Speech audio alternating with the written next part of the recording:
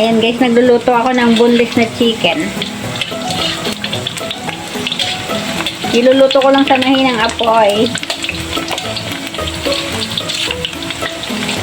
Pangulam namin ay ibalin yan guys.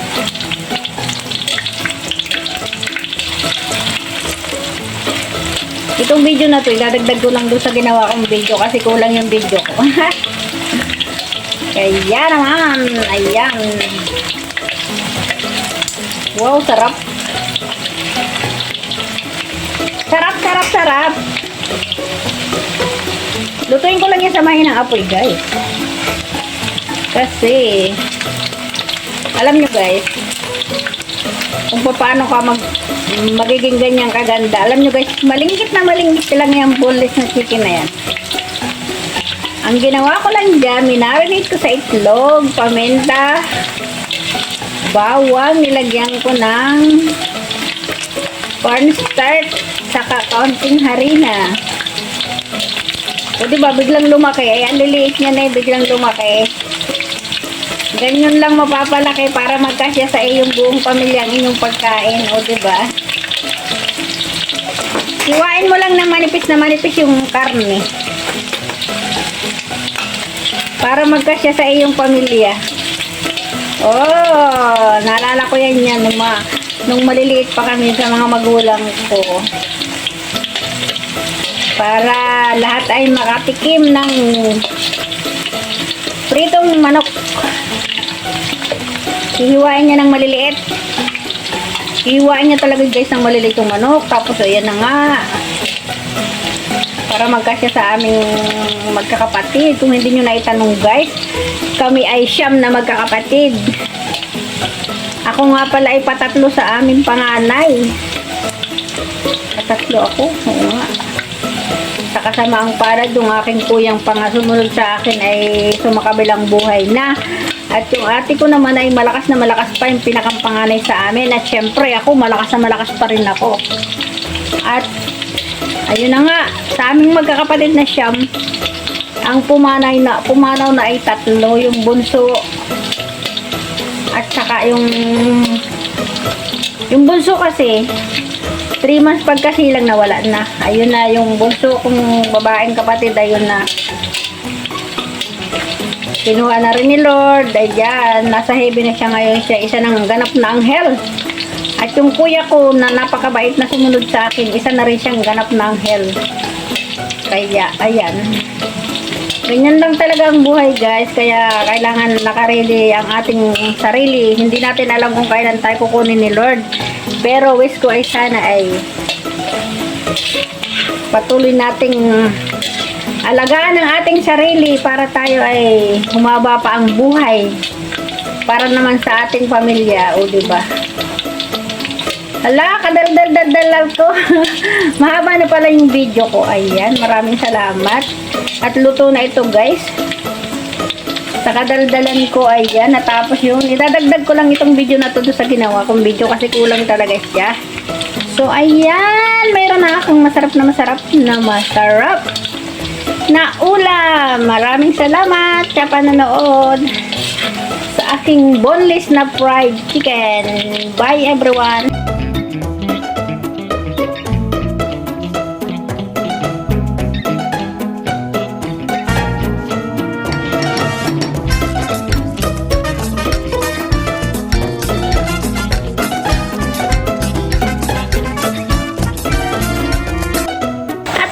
Guys, tapos na lutuin ang aking sabaw na masarap pa yan. Ang sarap niya guys, promise. Ito yung ready-made na sabaw. Maasim-asim siya. Paborito ng mga Taiwanese. O, ayan no, ang sarap niyan. Grabe.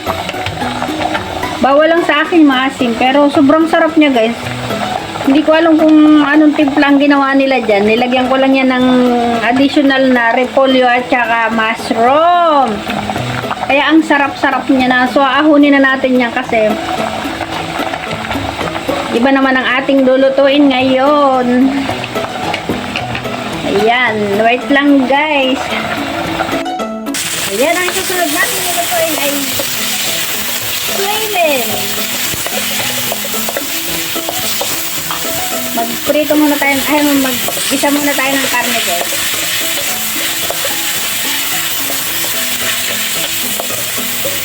Swilling ba? Lagyan natin ng konting toyo yan para masarap.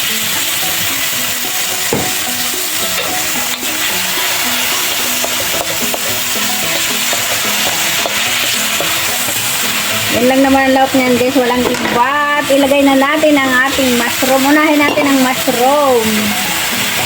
Konting tubig para maluto.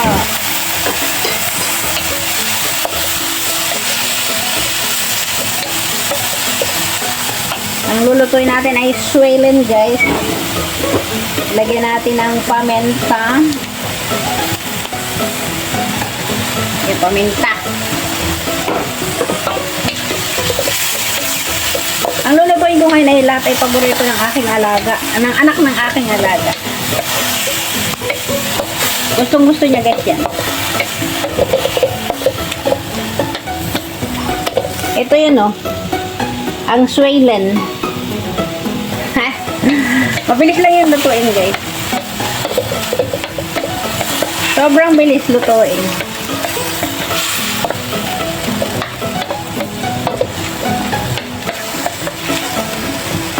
Kasi yung mushroom, ang bilis lang yan lutuin.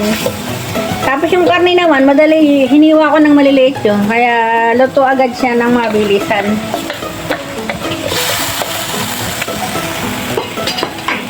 Yan. Parang kulang sa toyo. Lagyan natin. Kasi hindi ko na siya asinan. Yan na lang yung pinakang alat niya. So, ilagay na natin si swollen. So, tayo-tayo lang. Hindi ko alam kung mayroon ito sa Pilipinas. Promise, hindi ko kilala itong halaman. Vegetable na to. Ewan ko. Ibuhos na natin lahat. Bawal yung patagalin, guys. Kasi sobrang bilis niyang lutuin.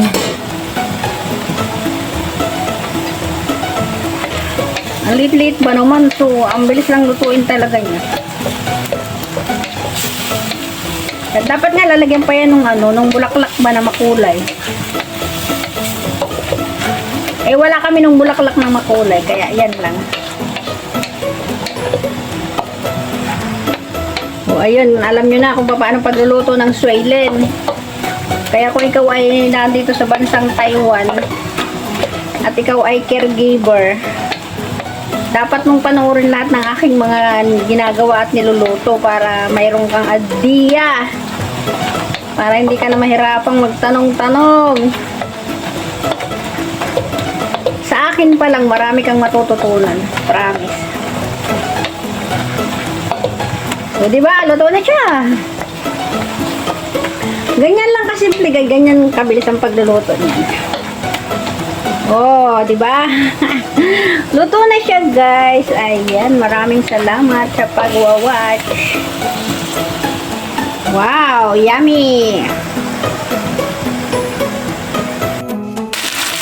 Ayan, next time niluluto ko, guys, ay green vegetable, ang paitsay. Inuna kong ilagay, guys, yan. Yan puno, tapos konting tubig. Ay, naparami. Sorry naman, naparami. Unahin natin medyo yung puno. Pailalim natin siya. Saka natin ilalagay sa ibabaw itong dahon. Alam nyo, guys, madali lang lutuin yan. O, ayan. Kaya nananatili kaming malusog ang katawan dito sa bansang Taiwan. Kasi kami mahilig kumain ng gulay na mga green. Kaya kayong mga nasa ibang bansa o nasa Pilipinas, gayahin nyo kami kasi yan yung sisilbing pampahaba ng buhay. Ay, ayan na nga, guys. Tatakipan ko muna yan para maluto. Kaya, wait for 8. Tatakipan ko muna. Ayan, sobrang bilis ng mga pangyayari. Naluto na kagad-agad ang gulay. O diba, walang ibang look yan guys. Asin lang. Hindi kami nagluluto ng kahit anong may lawak na magic. Asin lang talaga guys. Kaya paulit-ulit kong sinasabi, hindi kasama ang sabaw dyan pag kinain namin. Nanggukunin ko lang niya yung gulay. Kasi hindi tayo nakasigurado dun sa sabaw niyan. Baka hindi ko nahugasan ng todo. Baka may chemical. So at least nahugasan yung ating gulay bago natin kainin. O ayun.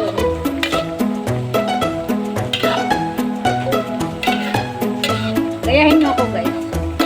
Sa isang hapag kainan, marami kayong gulay na nakahain. Ulam na nakahain. Pero mag-separate kayo ng gulay na gulay, as in gulay lang na walang dahon. Asin lang. Sabagay, dito lang yan sa Taiwan siguro. Ewan ko sa Pilipinas, wala siguro gumagawa ng ganyan. Ayan, luto na siya guys. Ahunin ko na. Isda na lang ang aking iluluto ngayon. At tapos noon, wala na akong lulutuin. Ayan, ahunin ko na. Ilagay na natin sa plato.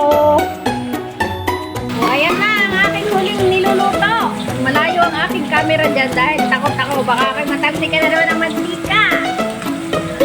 At baka lumuwag ang aking cellphone sa mantika. Alam nyo guys, tatakipan ko yan para maluto. Lulutuin ko lang yan sa mahinang apoy.